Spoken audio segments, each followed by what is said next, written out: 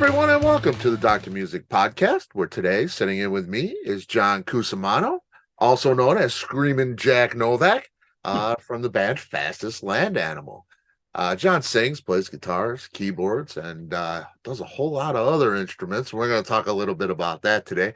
John is not only known in the rock and roll crowd, but is also popular in the culinary crowd, where he is the husband of everyone's favorite celebrity chef, Rachel Ray. John and Fastest Land Animal have been on the road with Tesla in supporting their latest album, East Coast, West Coast, In Between. Interesting title to that album. We're going to talk about that. John, great to have you here, man. Great to be back, Scott. Thanks for having me. Absolutely, absolutely. East Coast, West Coast, In Between. And I see where you guys are from. Yeah. And it's the East Coast, and it's the West Coast, and it's somewhere in between. Is that where we get the title? There's three of us in the band, and I'm a New Yorker, so I'm the East Coast. Mm-hmm. We got Alphonse Castillo, a.k.a. Johnny David. He is in Arizona, so that's West Coast-ish. Mm-hmm. Don, our producer, is actually on the West Coast. He's in California, and he splits his time between California and Seattle. And then our drummer, Shark Samuels, also known as Andrew Meskin, he's in Houston, Texas, so he's in between. Yep. And much like our last album, we recorded this one remotely, all from hunkered down in our home studios in those three corners or four corners of the country. And so that's how I came up with the name of the album. It was just basically literally descriptive.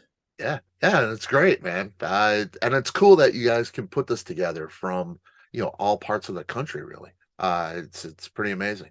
Yeah, I mean, there's no substitute, of course, for getting together with the guys and workshopping and arranging songs together in a room. But I got to tell you, especially when you're living all over the country, it is really convenient, and it actually makes things a lot easier to do it from your home studio, as long as you need to know the people you're working with. Like, we've worked together. Oh, I see you've got a little doggy back there. Oh yeah, this is Paisley. Hey, Paisley. We're really familiar with each other's chops, as it were. We've been playing together for years, and we've worked with Don a whole bunch of times. So it's easy for us to to explain to the other guy what you want to hear, and have them explain to you what they think they want to hear, and understand it right away. And it's really instinctual the way we work. So if we didn't know each other so well, and we hadn't played, these thousands and thousands of hours together, maybe it wouldn't be so intuitive this way. But we're lucky enough that we have that relationship, and we can get on a remote video call, discuss the parts, play them live for each other in our studios, and then discuss how we think we want to change or keep things the same. Go back, have dinner with our families, and recongregate the next morning and take it up from there. Yeah, so that's cool. It's cool to have that chemistry, and it's almost like you're in the same room, even though you're on a video call. It really is, especially since the first album we did right at the height of the pandemic, so we didn't have any choice. We did it that way out of necessity, remotely. Right. Out of necessity. But that gave us the chance to get used to working that way. So when it came time to do the second album, we said, well, let's just do it again this way. We'll just continue on like we were before. Yeah. And it works, man. I love the choice. You release the Police cover next to you. Deep cut Police cover, which is really cool. It's not every breath you take, Yeah. Well, that's why we chose it. We wanted to do a cover. We had never recorded occasionally we'll play a cover live, but we had never recorded a cover. And I figured, hey, the Beatles, their first two albums were half covers. Same thing with Stones. Their first few albums were a lot of covers. Yeah. Bowie would often, have at least one cover on each album. And I said, it's good enough for those artists. It's certainly good enough I can do. But I wanted to pick a song that was a deeper cut that, maybe wasn't so obvious. So not that we're trying to fool people into thinking we wrote it, but we're sort of trying to fool people into thinking we wrote the song. Right. People, oh, this sounds kind of familiar. Oh yeah, this song's really good. Good job. And they'll say, thanks. I didn't write it, but thank you very much. Yeah, yeah, and it is. It's very fastest land animal. You know, if you could pick a song that is most like fastest land animal, that might be it. You know, Yeah, uh, that was Johnny, aka Alphonse. He picked that song because we were struggling with what to play. We were thinking maybe do a Stooges cut or a Ramones song or a mhm. Husker Du song, or we just didn't know what to do. And then he came up with the idea for doing that song, and it totally fit, like you said, with the fastest land animal thing. It's punky, new wavy, like right on that borderline, but Yep, in the early '80s, late '70s when punk was evolving into new wave. right. And then it's got I think a great hook, and they get to the hook right away, and it's fast, which is fastest land animal song High should. energy. Yep. Yeah, so it fit right in with what we were doing. Yeah, it's great. Now, I noticed, and you made a decision to replace that guitar solo with a Moog keyboard, Yes. which is really cool. It really makes it you. It makes it your own. It kind of takes it out of, a police cover, and like you said, it kind of, it almost seems like you wrote it. Uh, Yeah. that is really, really a great decision. What made you decide that? How did that come up? Um, I forget whose idea it was, but it may have been Don's. He said, let's do a keyboard thing instead of a guitar thing here. And I thought, sticking with the new wave, uh, late punk, early new wave vibe, I wanted to use like an actual analog vintage synth. I didn't want to, it's not Awesome. that it's cheating, but I didn't want to do it in the box, on a computer. I wanted to Right. use the actual thing, which is right. I think that this may be the one I used right there behind me. It's an Oh, old cool. Moog, but the difference being is that when you're playing these notes, you're playing them live, and you're creating there's oscillators there that are moving around with electrons and creating these different sound waves that you can manipulate with different knobs and buttons. Right. And so that's what I did, and I created a sound that had never existed before, and I had to do it all at once because unless I took a picture of where all the knobs were on the top of the keyboard, I would just forget how to dial that exact sound in. Right. Played it live, and then this particular sound on that Moog is called monophonic, meaning you can only play one note at a time. So then I had to do a harmony, so I did it on a different track. I did the harmony and played along with myself. But yeah, that's basically that's live. It's not once you've recorded that you can't move notes around that easily or two Right. notes or do that kind of thing. So the imperfection of it is what makes it sound cool. And we use that Moog sound, actual Moog synthesizers a lot on this album. It just has this really sub bassy, huge, chewy sound that you just can't replicate with a computer. It just sounds different. It sounds authentic. Yeah, it's really it's really cool, man. I love it. And it you wouldn't from thinking about it on paper, you wouldn't think it would fit maybe with the fastest land animal thing. Mm-hmm. But it does, man. I mean, it's a missing puzzle piece, man. It really it's the X factor here. It's Well, I really do. I cool. mean, I play keyboards. I'm a pretty good keyboard player, so I figure I may as well take advantage of that. Yeah. Um, and I've got the gear here, so why not? Yeah. Excellent, man. I love it.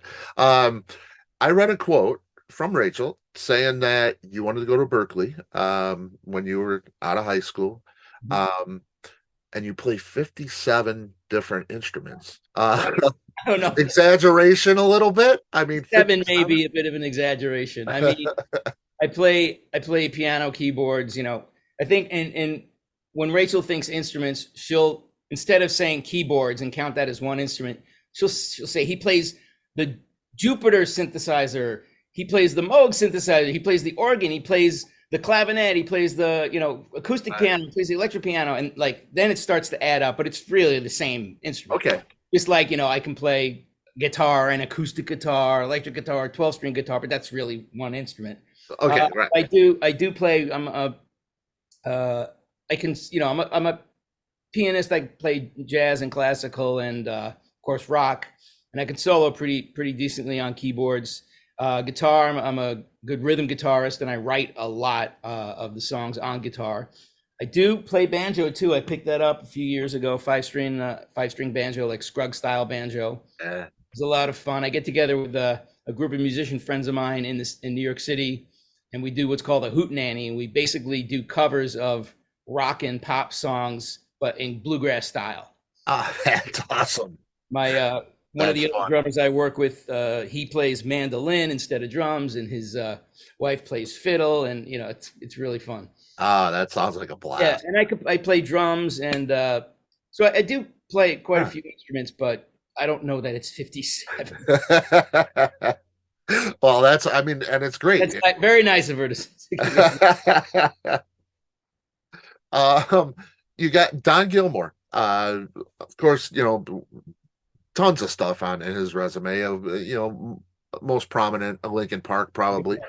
Um, what, if you worked with Don before, what makes you choose Don?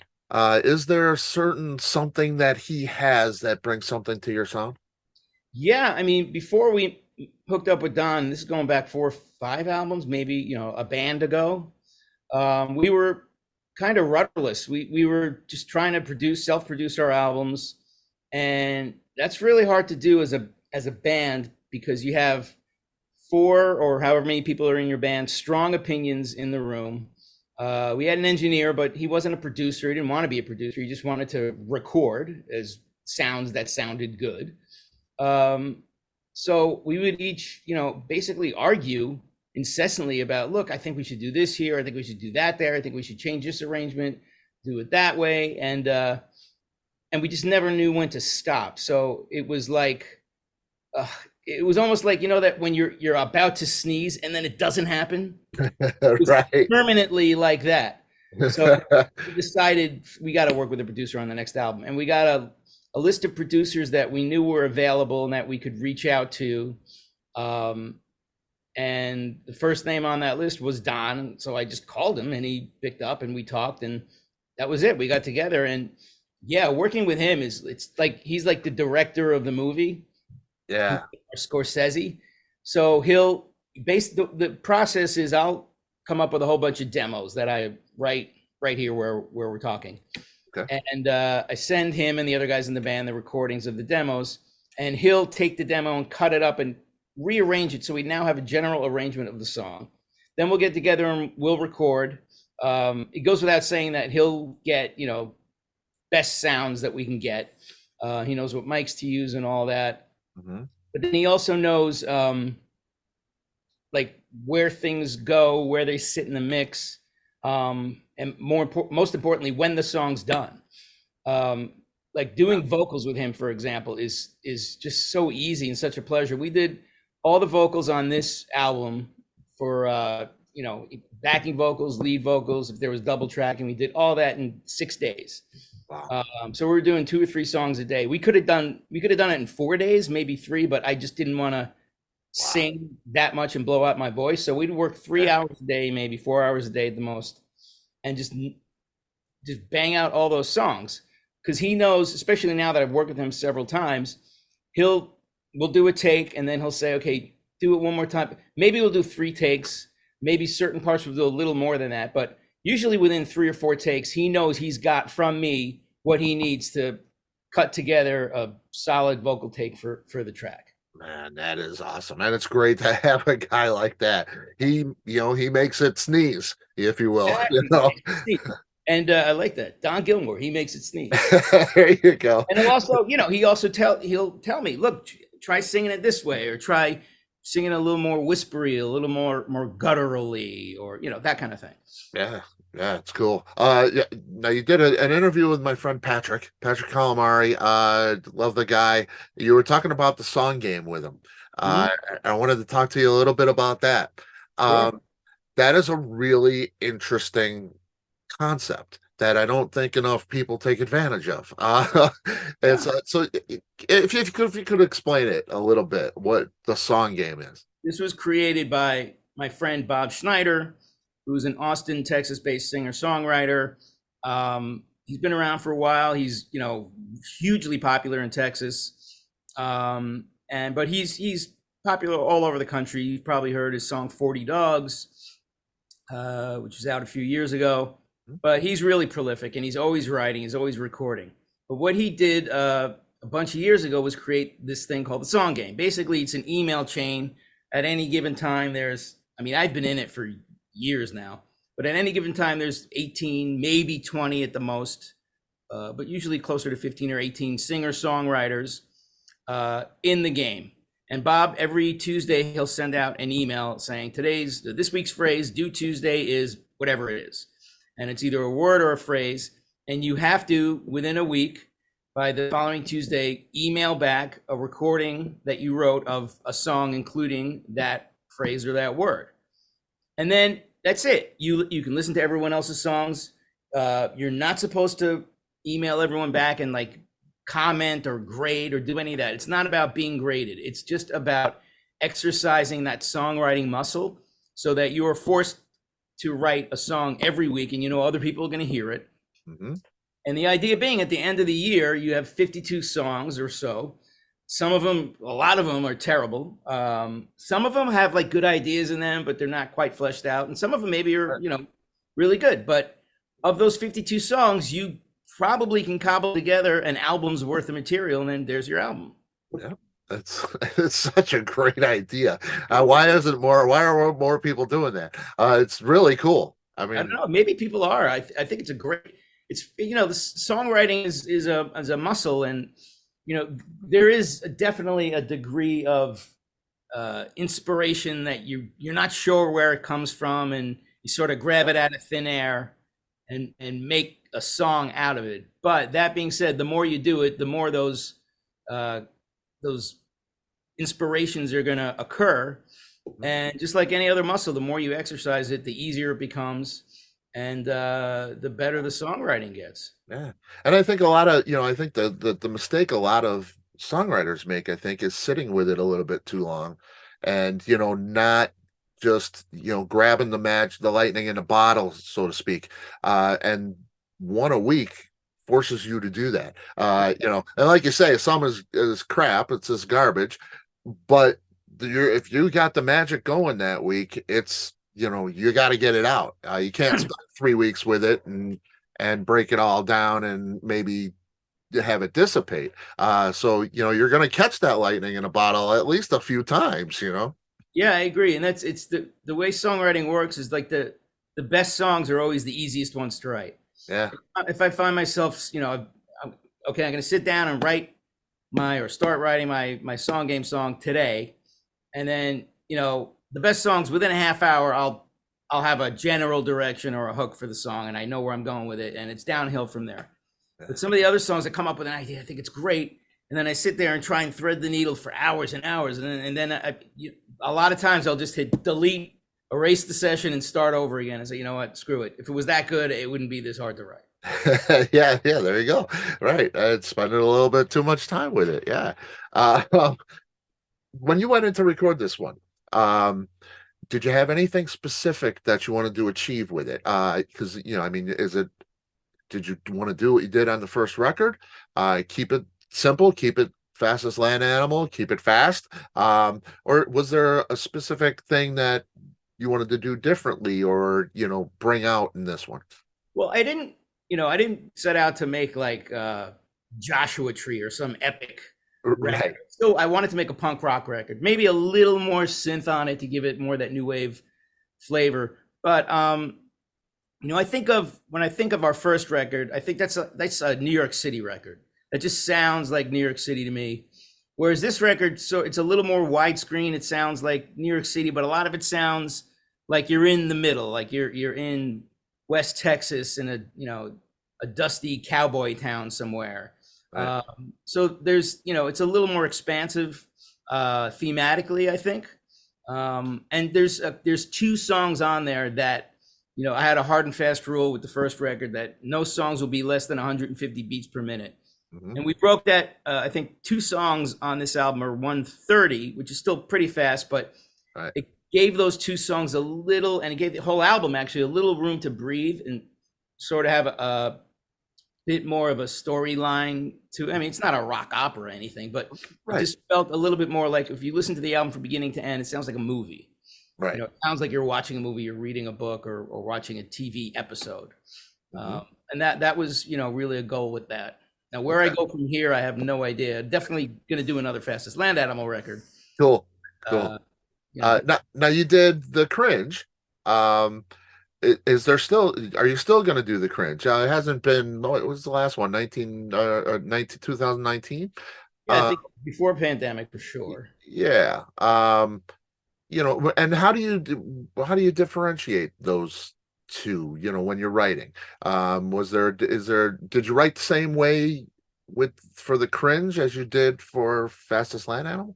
I mean, process wise, it's the same, but the results that I'm aiming for are different. With the Cringe, it's a little more rooted in grunge and classic rock. So, if I'm writing, I'm thinking, okay, I'm gonna write something like maybe the sound like the Who or Pearl Jam or even could be striving to sound like a U2 or something. With Fastest Land Animal, I just want to sound like the Ramones, Yeah. or I want to sound like the Clash or Husker Du, and I want every song to be like fast and short and punchy.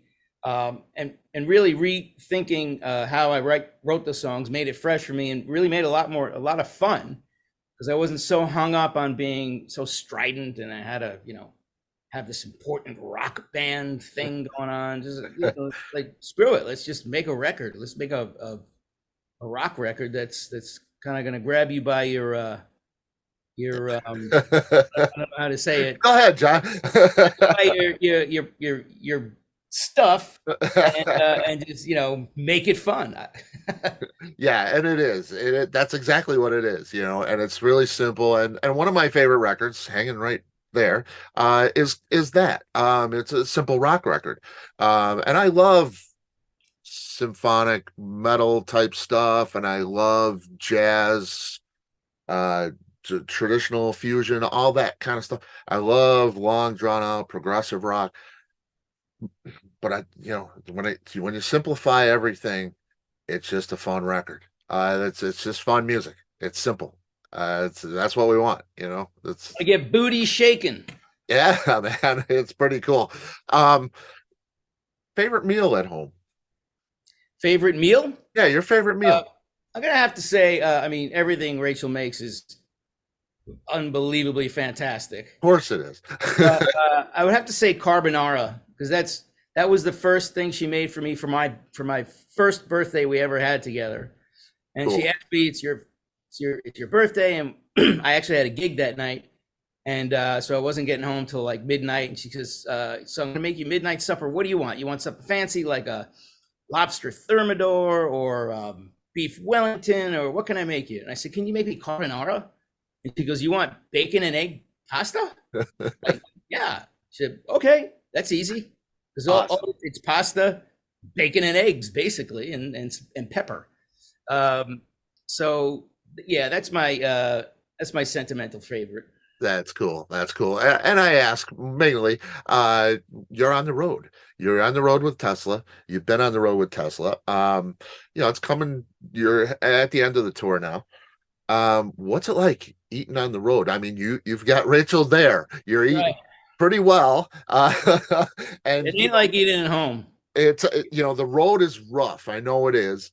It's difficult to eat well. It's Right. difficult to be healthy unless you make a conscious effort. So how do you do it on the road? What's eating like for you on the road? Well, a lot of the shows they'll have catering, and they're very conscious about having the catering be pretty healthy because Yeah. these rock stars got to put on like 2-hour shows, and they have to be fit and spry and jump around stage for a while. Yep. Um, but it also depends where we are. Like the last show we did, we were lucky enough that directly next to the venue that we played was a Jose Andres restaurant. So right after the show, we walked next door and had a beautiful multi-course tapas meal. So that was good. Awesome. But a lot of times, depending upon what time it is and where you are, you're looking at Waffle House maybe if you're lucky. Yeah. I mean, you got to eat, so you got to do what you got to do. Yeah, yeah, and it's tough, and like I say, I mean, you're used to eating pretty well, I would say. That's a lucky guess, maybe on my part, but Oh no, I eat very well. I think tonight she's making steaks and herb stuffed tomatoes. So ah, man, you're a lucky man, sir. thank you. It's pretty great, pretty great. I got one more for you, John. I want to appreciate, so appreciate your time. I want to respect your Oh, time. well, thanks for having me. Yeah, absolutely. If you could have a conversation with any living person, who would that be? Any living person. Yeah. Um, Snap your fingers. They walk in your door and you sit down for a little while and have a conversation. Who would that be? I mean, as a musician, I would instinctively say Paul McCartney, because he's without par. He's the musician that every other musician looks up to. In this, especially in this genre. Yeah. But I almost feel like I've heard so many interviews with him that like I don't know what else there is to learn about him. Like, Right. I mean, it would be great to hang out with him, of course. Yep. But you know what? I would like to speak to maybe some sort of religious leader, like the Pope, for example. Hmm. To find out, I really want to get inside his head and understand faith. And I was raised Catholic, but I wouldn't say I'm a good Catholic anymore. Right. Right. But I want to speak to someone who's that dialed in to his belief and faith, and really understand it and try and get like maybe a little understanding myself. I think that would be a really enlightening conversation. Absolutely, man. What a great answer. That is Thanks. an absolutely wonderful thing for sure. John, it's a slice, man. It's always a fun conversation. Let's do it again, man. My door is always Absolutely, open. Scott. You know where to Absolutely. find me, buddy. All right, man. All right, peace All right. out. Take care. Bye bye. Bye bye.